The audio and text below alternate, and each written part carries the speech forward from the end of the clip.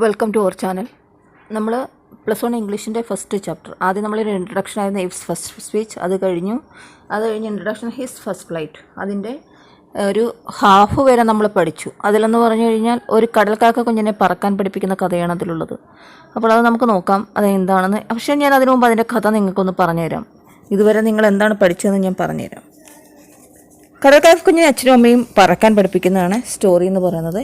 കടൽക്കാക്ക കുഞ്ഞ് പാറയുടെ തള്ളിൽ നിൽക്കുന്ന ഒരു ഭാഗത്ത് നിൽക്കുകയായിരുന്നു. അവൻ്റെ 2 സഹോദരന്മാരും തലേന്ന് തന്നെ പറന്നു പോയിരുന്നു. അവരോടൊപ്പം പറക്കാൻ അവന് പേടിയായിരുന്നു. എങ്കിലും ഒന്ന് പറക്കാം എന്ന് കരുതി ശ്രമിച്ചപ്പോൾ വീണ്ടും ഭയം അവൻ്റെ ചിറകുകളെ താഴ്ത്തിക്കളഞ്ഞു. അതിൻ്റെ ചിറകുകളുടെ ഭാരം തനിക്ക് താങ്ങാൻ കഴിയില്ല എന്ന് അവൻ തന്നെ കരുതി. എന്നാൽ പിറകോട്ട് പോയി പാറയിലെ ഗുഹയിൽ നേരത്തെ താൻ പിറന്ന കൂട്ടിൽ പോയി അവൻ ആ രാത്രി ഉറങ്ങി. സഹോദരങ്ങൾ പാറവക്കിൽ ചെന്ന് പറന്നുപോയപ്പോൾ അവന് പറക്കൽ അപകടകരമായി തന്നെ തോന്നി. പറക്കാൻ പഠിച്ചില്ലെങ്കിൽ പട്ടിണിക്കിടുമെന്ന് അച്ഛനും അമ്മയും പറഞ്ഞ് പേടിപ്പിച്ചെങ്കിലും അവന് ചലിക്കാൻ കഴിഞ്ഞില്ല. അപ്പോൾ അതിനുശേഷം ഒരു ദിവസം കഴിഞ്ഞിരിക്കുന്നു. തലേദിവസം അച്ഛനും അമ്മയും തൻ്റെ സഹോദരങ്ങളെ പറക്കാൻ പഠിപ്പിക്കുന്നതും മീൻ പിടിപ്പിക്കാൻ പഠിക്കുന്നതൊക്കെ അവൻ കണ്ടിരുന്നു. അപ്പോഴേ നേരം വെളുത്ത് അവൻ വന്ന് നോക്കിയപ്പോഴെന്താണ്, അവർ പാറപ്പുറത്ത് നടക്കുകയും ചിരിക്കുകയൊക്കെ ചെയ്ത് അവനെ ആക്ഷേപിക്കുന്നതൊക്കെ കാണുകയാണ് അവൻ കണ്ടത്. വെയിലുറച്ചപ്പോൾ അവന് നന്നായിട്ട് വിശന്നു. തലേ രാത്രിക്ക് ശേഷം അവന് ആഹാരം ഒന്നും കഴിച്ചിട്ടില്ല. അവൻ ജനിച്ചതൊരു കച്ചിക്കൂട്ടിലായിരുന്നു. അവിടെ എന്തെങ്കിലും തിന്നാൻ കിട്ടുമെന്ന് നോക്കിയിട്ടൊന്നും അവന് കിട്ടിയില്ല. അവൻ ജനിച്ച ആ മുട്ടത്തോടുണ്ടല്ലോ, അതിൽ പോലും അവൻ കരണ്ട് നോക്കി. പറക്കാതെ അച്ഛൻ്റെ അമ്മയുടെ അടുത്തേക്ക് എത്താൻ അവൻ പാറപ്പുറത്തുകൂടി കുറച്ച് നടന്നു നോക്കി. പക്ഷെ ആ ശ്രമം അവന് വിജയിച്ചില്ല. പിന്നെ ഒരു സൂത്രം അവൻ പ്രയോഗിച്ചു. പാറയുടെ വക്കിൽ നിന്ന് അല്പം പുറത്തൊരു കാൽ ചിറകിനടിയിൽ വെച്ചുകൊണ്ട് മറ്റേ കാലിൽ മാത്രം നിന്ന് കണ്ണടച്ച് ഉറക്കം തൂങ്ങുന്നതായിട്ട് നടിച്ചു. പക്ഷെ അവൻ വിചാരിച്ച് ഇത് കണ്ടപ്പം അവൻ ഉറങ്ങി വീഴുമെന്ന് വെച്ച് അവൻ്റെ അച്ഛനും അമ്മയൊക്കെ അടുത്തേക്ക് വരുമെന്ന്. പക്ഷെ അവർ അവനെ ശ്രദ്ധിച്ചതേയില്ല. അവൻ്റെ സഹോദരങ്ങൾ പാറപ്പുറത്ത് കിടന്ന് ഉറങ്ങുന്നതും അച്ഛൻ തൂവൽ വൃത്തിയാക്കുന്നതും പിന്നെ ഒക്കെ അവൻ കണ്ടു. പക്ഷെ അവൻ്റെ അമ്മ മാത്രം അവനെ ശ്രദ്ധിക്കുന്നുണ്ടായിരുന്നു. അമ്മയാണെങ്കിൽ ഒരു മീൻ കഷ്ണത്തിൽ കുത്തുന്നതും ചുണ്ടിരിച്ച് വൃത്തിയാക്കുന്നതും ഒക്കെ അവൻ കണ്ടു. വിശന്ന് വലഞ്ഞ അവൻ ഈ കാഴ്ച കണ്ടപ്പോൾ ഭ്രാന്ത് പിടിക്കുക പോലെ തോന്നി. അവനെ ഒന്ന് കരഞ്ഞു നോക്കി. അവൻ കരഞ്ഞപ്പോൾ അമ്മയും ഒന്ന് കരഞ്ഞു, അവനെ ഒന്ന് നോക്കുകയും ചെയ്തു. എന്നിട്ട് അല്പം ഭക്ഷണം കൊണ്ടുവന്ന് തരണേന്ന് അവൻ അമ്മയോട് യാചിച്ചു. പക്ഷേ അവൾ ആക്ഷേപിച്ച് ശബ്ദം ഉണ്ടാക്കുക മാത്രമാണ് ചെയ്തത്. പിന്നെയും അവൻ കരഞ്ഞുകൊണ്ടിരുന്നു. ആ കരച്ചിൽ കേട്ടിട്ട് അമ്മ വരുമെന്നൊരു വിചാരത്തിലാണ് അവൻ കരഞ്ഞുകൊണ്ടിരുന്നത്. അമ്മയാണെങ്കിൽ എന്ത് ചെയ്തു, ഇത് കണ്ടിട്ട് അവനെ പെട്ടെന്ന് അവൻ നോക്കിയപ്പോൾ അവന് പെട്ടെന്ന് സന്തോഷം തോന്നി. അമ്മ ഒരു മീൻ കഷ്ണവുമായിട്ട് അവൻ്റെ നേരെ പറന്നു വരുന്നത് അവൻ കണ്ടു. അവൻ പാറയിൽ നിന്ന് എത്തി വലിഞ്ഞ് അമ്മയോട് കഴിയുന്നതും അടുക്കാനായിട്ട് നോക്കി. അമ്മയുടെ ചുണ്ടിലെ മീൻ കഷ്ണം അവൻ്റെ ചുണ്ടിൽ തൊട്ടില്ല എന്നവരെ അവസ്ഥയിൽ വരെ ആയി. അപ്പോൾ അതുവരെയാണ് നമ്മൾ കഴിഞ്ഞ ദിവസം പഠിച്ചത്. He waited a moment in surprise, wondering why she did not come nearer, and then maddened by hunger. He dived at the fish with a loud scream. He fell outwards and downwards into space. His mother had swooped upwards. As he passed beneath her, he heard the swish of her wings. Then a monstrous terror seized him, and his heart stood still. He could hear nothing, but it only lasted a moment. The next moment, he felt his wings spread outwards. The wind rushed against his breast feathers, then under his stomach and against his wings. He could feel the tips of his wings cutting through the air. He was not falling headlong now. He was soaring gradually, downwards and outwards. He was no longer afraid. He just felt a bit dizzy. Then he flapped his wings once and he soared upwards. നമ്മൾ പറഞ്ഞായിരുന്നു അമ്മ ഒരു മീൻ കഷ്ണമായിട്ട് അവൻ്റെ നേരെ പറന്നു വന്നു. അത് അവന് വളരെ സന്തോഷമായി. അവൻ പാറയിൽ നിന്ന് എത്തി വലിഞ്ഞ് അമ്മയോട് കഴിയുന്നതും അടുക്കാൻ നോക്കി. അമ്മയുടെ ചുണ്ടിലെ മീൻ കഷ്ണം അവൻ്റെ ചുണ്ടിൽ തൊട്ടില്ല എന്ന അവസ്ഥയിലായി. എന്നാൽ അവനത് കിട്ടിയില്ല. പെട്ടെന്ന് ആ മീൻ കഷ്ണത്തെ ലക്ഷ്യമാക്കി ഒന്ന് ചാടി നിലവിളിയോടുകൂടി അവൻ ആകാശത്തിലായി പോയി. അമ്മ പറന്നു വരികയും ചെയ്തു. അതിഭീകരമായ ഒരു ഭയം അവനെ ഗ്രസിച്ചു. അവൻ്റെ ഹൃദയം പെട്ടെന്ന് നിന്നുപോയതുപോലെ അവന് തോന്നി. പക്ഷെ അതൊരു നിമിഷ നേരത്തേക്ക് മാത്രമായിരുന്നു. അടുത്ത നിമിഷം തൻ്റെ ചിറകുകൾ വിരിയുന്നതായി അവന് തോന്നി. അവൻ്റെ മാരടത്തിലും വയറിലും ചിറകിലുമൊക്കെ കാറ്റിൻ്റെ തള്ളൽ അവൻ അനുഭവപ്പെട്ടു. ചിറകുകളുടെ അഗ്രം വായുവിനെ കീറി മുറിക്കുന്നതായി അവന് തോന്നി. ഇപ്പോൾ അവൻ തല കുത്തനെയുള്ള ഒരു വീഴ്ചയിലായിരുന്നില്ല, അവൻ വായുവിൽ ഉയരുകയായിരുന്നു. അവൻ്റെ ഭയം അങ്ങ് മാറി. ഒരു ചെറിയ തലകറക്കം മാത്രമേ അവന് തോന്നിയുള്ളൂ. അപ്പോൾ ചിറകൊന്നടിച്ച് അവൻ വായുവിൽ പൊങ്ങി. He uttered a joyous scream and flapped them again. He soared higher. He raised his breast and banged against the wind. Gaga. His mother swooped past him, her wings making a loud noise. He answered her with another scream. Then his father flew over him screaming. Then he saw his two brothers and sister flying around him, soaring and diving. അപ്പോൾ എന്താണ്, സന്തോഷത്തിൻ്റെ ശബ്ദം പുറപ്പെടുവിച്ചുകൊണ്ട് അവൻ ചിറകടിച്ചു വീണ്ടും ഉയരത്തിലേക്ക്. അവൻ്റെ അമ്മ പെട്ടെന്ന് താഴ്ന്നു പറന്നു വന്ന് അവനെ കടന്നുപോയി. അപ്പോൾ അവൻ്റെ അച്ഛനും അവന് മുകളിൽ കൂടി പറന്ന് നീങ്ങി. പിന്നെ നോക്കിയപ്പോൾ അവൻ്റെ 2 സഹോദരന്മാരും സിസ്റ്ററും എല്ലാം അവൻ്റെ ചുറ്റ് പറക്കുന്നുണ്ട്. തനിക്ക് പറക്കാൻ കഴിയില്ലെന്ന ചിന്ത അവൻ പൂർണ്ണമായും മറന്നു. അവൻ താഴ്ന്നും ഉയർന്നും പറന്നു. Then he completely forgot that he had not always been able to fly and commenced to dive and soar, shrieking shrilly. അപ്പോൾ എന്താണ്, അവന് തനിക്ക് പറക്കാൻ കഴിയില്ലെന്ന ചിന്ത അവൻ പൂർണ്ണമായും മറന്നു. അവൻ താഴ്ന്നും ഉയർന്നും പറന്നു. He was near the sea now, flying straight over it, facing out over the ocean. He saw a vast green sea beneath him, with little ridges moving over it. He turned his beak sideways and crowded amusedly. അതായത് അവൻ കടലിന് മുകളിലെത്തി. താഴെ പച്ച നിറത്തിൽ വിശാലമായ കടൽപ്പരപ്പ് അവന് ദൃശ്യമായി. മാതാപിതാക്കളും സഹോദരങ്ങളും അവിടെ ഇറങ്ങിക്കഴിഞ്ഞിരുന്നു. അവർ അവനെ അങ്ങോട്ട് വിളിച്ചു. They were beckoning to him, calling shrilly. He dropped his legs to stand on the green sea. His legs sank into it. He screamed with fright and attempted to rise again, flapping his wings. But he was tired and weak with hunger, and he could not rise, exhausted by the strange exercise. His feet sank into the green sea, and then his belly touched it, and he sank no further. അവനെ കടലിന് മുകളിലെത്തി. താഴെ പച്ച നിറത്തിൽ വിശാലമായ കടൽപ്പരപ്പ് അവന് ദൃശ്യമായി. മാതാപിതാക്കളും സഹോദരങ്ങളും അവിടെ ഇറങ്ങിക്കഴിഞ്ഞിരുന്നു.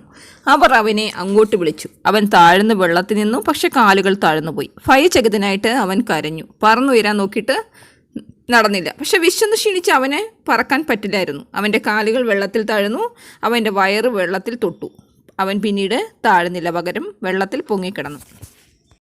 He was floating on it, and around him his family was screaming, praising him, and their beaks were offering him scraps of dog fish. He had made his first flight. അതായത് അവനങ്ങനെ കടലിൻ്റെ മുകളിലെത്തി. താഴോട്ട് അവന് നോക്കിയപ്പോൾ വിശാലമായ കടൽപ്പരപ്പ്. അവൻ്റെ മാതാപിതാക്കളെല്ലാം താഴെ കിടക്കുന്നത് കണ്ടു. പക്ഷെ അവൻ നോക്കിയിട്ട് അവൻ്റെ കാലുകൾ താഴ്ന്നു പോയി. വെള്ളത്തിൽ തന്നെ അവനെ പൊങ്ങിക്കിടന്നു. മാതാപിതാക്കളും സഹോദരങ്ങളും ശബ്ദമുണ്ടാക്കുകയും അവനെ പ്രശംസിക്കുകയും ചെയ്തു. അവർ അവൻ്റെ വായിലേക്ക് മീൻ കഷ്ണങ്ങൾ വെച്ചു കൊടുത്തു. അങ്ങനെ അവൻ ആദ്യമായിട്ടുള്ള പറക്കൽ നടത്തി. ഇനി നമുക്ക് ക്വസ്റ്റ്യൻസ് നോക്കാം. ഒന്നാമത്തെ question, why was the young seagull afraid to fly? എന്തുകൊണ്ടാണ് ചെറിയ കടൽക്കാക്കയ്ക്ക് പറക്കാൻ പേടിയായത്? The young seagull was afraid to fly because he thought that his wings would not support him and he would fall into the sea and die. അതായത് എന്തുകൊണ്ടാണ് പേടിയായത്? ആ ചെറിയ കടൽക്കാക്ക വിചാരിച്ചത് പറന്നു കഴിഞ്ഞാൽ അവൻ്റെ ചിറകുകൾ അവനെ സപ്പോർട്ട് ചെയ്യില്ല, പിന്നെ അവൻ കടലിൽ വീണു പോകും. ഈ ഭയം കൊണ്ടാണ് ചെറിയ കടൽക്കാക്ക പറക്കാൻ ഭയന്നത്. അടുത്ത ക്വസ്റ്റ്യൻ നോക്കാം. What did the parents do to motivate the young bird when it failed to muster up enough courage to fly? Parents, ഈ ചെറിയ കടൽക്കാക്കയുടെ പേരൻസ് ഏത് തരത്തിലുള്ള മോട്ടിവേഷനാണ് കൊടുത്തത് ഈ ചെറിയ ബേർഡ് പറക്കാൻ തുടങ്ങിയ സമയത്ത്? അതായത് പറക്കാൻ ശ്രമിച്ചപ്പോൾ എന്തൊക്കെ മോട്ടിവേഷനാണ് കൊടുത്തത്? The parents flew around the young seagull, calling him loudly. They scolded him. ഈ ചെറിയ കടൽക്കാക്കയ്ക്ക് മോട്ടിവേഷൻ എങ്ങനെയൊക്കെയാണ് കൊടുത്തത്? The parents flew around the young seagull, അതിന് അവൻ്റെ ചുറ്റും വന്ന് പറന്നു. എന്നിട്ട് കോൾ ഹിം ലൗഡ്ലി, ഉറക്കെ വിളിച്ചു. They scolded him and even threatened to starve him, അവനെ ശകാരിച്ചു. അതുകൂടാതെ ഭീഷണിപ്പെടുത്തി, അവനെ പട്ടിണിക്കിടുമെന്ന് ഭീഷണിപ്പെടുത്തി. ഇത്രയും കാര്യങ്ങളാണ് അവൻ്റെ പേരൻസ് ചെയ്ത മോട്ടിവേഷൻ. തേർഡ് ക്വസ്റ്റ്യൻ നോക്കാം. How did the parents support and encourage the young seagull's brothers and sisters? എങ്ങനെയാണ് കടൽക്കാക്കയുടെ പേരൻസ് ഈ കടൽക്കാക്കയുടെ ബ്രദേഴ്സിനെയും സിസ്റ്റേഴ്സിനെയും എൻകറേജ് ചെയ്യാൻ, പ്രോത്സാഹിപ്പിക്കാൻ വേണ്ടി എന്തൊക്കെയാണ് ചെയ്തത്? The parents flew with them, trying to perfect them in the art of flying. അതായത് അവരോടൊപ്പം പറന്ന് അവരുടെ ആ പറക്കുന്ന കലയിൽ അവരുടെ കഴിവ് കൂട്ടാൻ വേണ്ടി, അല്ലെ അത് ക്ലിയർ ആക്കാൻ വേണ്ടിയുള്ള കാര്യങ്ങളൊക്കെ പറഞ്ഞു കൊടുത്തു. They taught them how to dive for fish, എങ്ങനെയാണ് ഡൈവ് ചെയ്ത് ഫിഷ് പിടിക്കേണ്ടത് എന്നും പഠിപ്പിച്ച് കൊടുത്തു. നാലാമത്തെ question, Cite an instance which shows the pathetic condition of the young bird. ഈ കൊച്ചു പക്ഷിയുടെ ശോചനീയമായ അവസ്ഥ കാണിക്കുന്ന ഒരു സംഭവം പറയാൻ. The young seagull had nothing to eat. ഈ കൊച്ചു സീഗളിന് കഴിക്കാൻ ഒന്നുമില്ലായിരുന്നു. He had to bear the heat of the sun. ഈ സൂര്യൻ്റെ ചൂട് താങ്ങണമായിരുന്നു. He even gnawed at the dried pieces of the eggshells from which he and his brothers and sisters had hatched. ഒന്നും കഴിക്കാനില്ലാഞ്ഞപ്പം തങ്ങൾ ജനിച്ച ആ മുട്ടത്തോടിൻ്റെ അറ്റം വരെ കരണ്ട് തിന്നേണ്ടി വന്നു. It was like eating A part of himself. താൻ ജനിച്ച മുട്ടത്തോടിൻ്റെ ഭാഗം തിന്നുകയെന്ന് വെച്ചാൽ, കരളുകയെന്ന് വെച്ചാൽ തന്നെ തിന്നുന്നതിന് തുല്യമാണ് എന്നാണ് പറയുന്നത്. അപ്പം ഇതാണ് ഈ പക്ഷിയുടെ ശോചനീയമായ അവസ്ഥ കാണിക്കുന്ന ഒരു ഇൻസ്റ്റൻറ്റ് പറയുമ്പോൾ എഴുതേണ്ടത്. അപ്പം അടുത്ത ക്വസ്റ്റ്യനിലേക്ക് പോകാം. അടുത്ത question, how did the bird try to reach its parents without having to fly? എങ്ങനെയാണ് ഈ ബേർഡ് പറക്കാതെ തന്നെ പേരൻസിൻ്റെ അടുത്ത് പോകാൻ ശ്രമിച്ചത്? The young seagull tried to reach his parents by trotting back and forth from one end of the ledge to the other. But he saw only the steep precipices on either side. He could not reach his parents because there was a deep, wide crack between him and his parents. പാറയുടെ സൈഡിൽ കൂടെ നടന്ന് പറക്കാതെ തന്നെ അമ്മയുടെ അച്ഛൻ്റെയും അടുത്തെത്താൻ നോക്കി. പക്ഷേ ആ ശ്രമം നടന്നില്ല. കാരണം എന്താണെന്ന് വെച്ച് കഴിഞ്ഞാൽ വലിയൊരു ഗർത്തം പോലെ തന്നെ, അതായത് ആ പാറയുടെ ഭാഗം കഴിഞ്ഞ് കഴിഞ്ഞാൽ പിന്നെ സമുദ്രം ഇങ്ങനെ പരന്ന് കിടക്കുകയാണ്. താഴെ വലിയ ആഴത്തിലുള്ള സമുദ്രമാണ്. അതുകൊണ്ട് എത്താൻ പറ്റിയില്ല. Next question number 6. Why could the seagull not succeed in its attempt? അപ്പോൾ എന്തുകൊണ്ടാണ് സീഗളിന് പേരൻസിൻ്റെ അടുത്തേക്ക് പറക്കാതെ തന്നെ പോകാനുള്ള അറ്റംപ്റ്റ് ഫെയിലായത്? The seagull could not succeed in its attempt because there was nothing to walk on that would bring him to his parents. A deep, wide crack separated him from his parents, and there was no way for him to reach them except by flying to them. അതായത് സീഗിളിന് അവരുടെ അടുത്തെത്താൻ വിജയിക്കാൻ കഴിയാത്തതിന് കാരണം പേരൻസിൻ്റെ അടുത്തേക്ക് എത്തിക്കാനുള്ള ഒരു വഴിയുമില്ലായിരുന്നു. കാരണം A deep wide crack, ഒരു വലിയ വിള്ളൽ പോലെ, അതായത് വലിയൊരു ഗർത്തമാണ് അവരെ വേർതിരിച്ചതെന്ന് വെച്ചാൽ പാറ കഴിഞ്ഞ് ഒട്ടും സ്ഥലമില്ല നടന്ന് പോകാൻ. Do you think that young seagull's parents were cruel? ആ കൊച്ചു കടൽക്കാക്കയുടെ അച്ഛനും അമ്മയും ക്രൂരന്മാരായിരുന്നോ? നിങ്ങൾക്ക് തോന്നുന്നുണ്ടോ അങ്ങനെ? The young seagull's parents were not cruel to him. They had great love for it. They wanted to motivate the bird to fly. പലപ്പോഴും കുട്ടികൾക്ക് തോന്നുന്നൊരു misunderstanding ആണ്. പേരൻസ് എന്തെങ്കിലും കാരണത്തിന് അവരെ ശിക്ഷിക്കുകയോ മറ്റു ചെയ്യുകയാണെങ്കിൽ അവരുടെ ചിന്ത എന്താണെന്ന് വെച്ചാൽ അവരോടുള്ള ദേഷ്യം കൊണ്ടാണ്. അത് ഓർത്ത് വെച്ചിരിക്കുന്ന കുട്ടികളുണ്ട്. ഒരു പ്രായം വരെ അത് ഓർത്ത് വെച്ച് പറയുന്ന കുട്ടികൾ പോലുണ്ട്. പക്ഷെ സത്യം അതല്ല. പേരൻസ് ഒരിക്കലും കുട്ടിയുടെ നന്മയ്ക്ക് വേണ്ടിയായിരിക്കും അങ്ങനെ ചെയ്യുന്നത്. അപ്പോൾ ഈ സീഗളിൻ്റെ അച്ഛനും അമ്മയും അങ്ങനെ ചെയ്തത് എന്തിനാണ്? സീഗളിനെ മോട്ടിവേറ്റ് ചെയ്യാനായിട്ട്. അങ്ങനെ ചെയ്താൽ മാത്രമേ സീഗിൾ പറക്കാൻ പഠിക്കുകയുള്ളായിരുന്നു. അതുകൊണ്ട് അവരൊരിക്കലും ക്രൂവലല്ല. The young seagull's parents were not cruel to him. They had great love. അതായത് ചെറിയ കടൽക്കാക്കയുടെ പേരൻസ് ഒരിക്കലും ക്രൂരത കാണിച്ചിട്ടില്ല. അവർക്ക് ഭയങ്കര സ്നേഹമായിരുന്നു അതിനോട്. They wanted to motivate the bird to fly. ആ ബേർഡിനെ മോട്ടിവേറ്റ് ചെയ്ത് ഫ്ലൈ ചെയ്യിപ്പിക്കാനാണ് അവർ ശ്രമിച്ചത്. അടുത്തത് question number 8. Can you justify the attitude of the parents? നിങ്ങൾക്ക് പേരൻസിൻ്റെ ആറ്റിറ്റ്യൂഡിനെ നീതീകരിക്കാൻ പറ്റുമോ? The parents wanted to teach him how to fly. പേരൻസിന് എന്തായിരുന്നു ആവശ്യം? ഈ സീഗളിനെ പറക്കാൻ പഠിപ്പിക്കുക. For this he must have confidence and a feeling of self reliance. അതായത് സ്വയം പര്യാപ്തത, സ്വന്തം കാലിൽ നിൽക്കാൻ പഠിപ്പിക്കുക. അതായിരുന്നു അവർ ചെയ്യുന്നത്. The parents would not life for ever. They wanted to make him self reliant and earn food for himself. സ്വന്തം കാലിൽ നിന്ന് സ്വയമായിട്ട് സ്വന്തം ആഹാരം ഉണ്ടാക്കുവാനും പിന്നെ ഒക്കെ അതിനെ പഠിപ്പിക്കേണ്ട ആവശ്യമുണ്ട്. കാരണം പേരൻസ് ഒന്നും ജീവിച്ചിരിക്കില്ലായിരുന്നു. അതുകൊണ്ടാണ് പേരൻസ് അവനെ എങ്ങനെ പറക്കണം എന്നുള്ളത്, അതിനുവേണ്ടിയാണ് അല്പം ദയില്ലായ്മ കാണിച്ചിട്ടുള്ളത്. പക്ഷെ അത് ക്രൂരതയല്ല. അവനെ സ്വന്തമായിട്ട് ഫുഡ് ഏൺ ചെയ്യാൻ പഠിപ്പിക്കാനും അതായത് പറക്കാനും വേണ്ടി മാത്രം മോട്ടിവേറ്റ് ചെയ്യാൻ വേണ്ടിയാണ് അങ്ങനെ ചെയ്തത്. Next question. Question number 9 ആണ്. Your parents sometimes behave in the same manner. They may seem cruel and unrelenting. Does it mean that they do not love you? എന്ന് വെച്ചാൽ നിങ്ങളുടെ പേരൻസും ചില സമയത്ത് നിങ്ങൾക്ക് തോന്നും അവർ നിങ്ങളോട് അല്പം ക്രൂരമായി പെരുമാറിയെന്ന്. അതിൻ്റെ അർത്ഥം നിങ്ങളെ അവർ സ്നേഹിക്കുന്നില്ല എന്നാണ്. ആൻസർ പറയാം. അവർ parents sometimes behave in this cruel and unrelenting manner. This is only to make us self-reliant. It is not because they do not love us. They want to train us to become independent and self-reliant. If they fail to act this way, we are likely to become helpless in life. Their actions may seem to be cruel, but they are never cruel. അവർ parents sometimes behave in this cruel and unrelenting manner. നമ്മുടെ parents നമ്മളോട് ഇങ്ങനെ അല്പം ദാക്ഷിണ്യമില്ലാതെ പെരുമാറും. This is only to make us self-reliant. നമ്മളെ സ്വയം പര്യാപ്തമാക്കാൻ ചെയ്യുന്നതാണ്. It is not because they do not love us. അതിൻ്റെ അർത്ഥം ഇതല്ല അവർ നമ്മളെ സ്നേഹിക്കുന്നില്ല എന്നുള്ളതല്ല.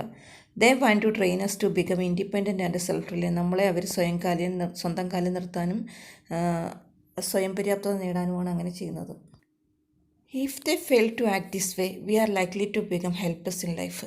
ഇവർ അങ്ങനെ ചെയ്യാൻ പരാജയപ്പെട്ടാൽ, അതായത് നമ്മളുള്ള സ്നേഹം കൊണ്ട് നമ്മളെ കൊണ്ട് അങ്ങനെ ചെയ്യിപ്പിച്ചില്ല എങ്കിൽ നമ്മൾ ജീവിതത്തിൽ ആര് സഹായവും ഇല്ലാത്തവരായി മാറും. നമുക്ക് ആരും സഹായിക്കാൻ കാണില്ല.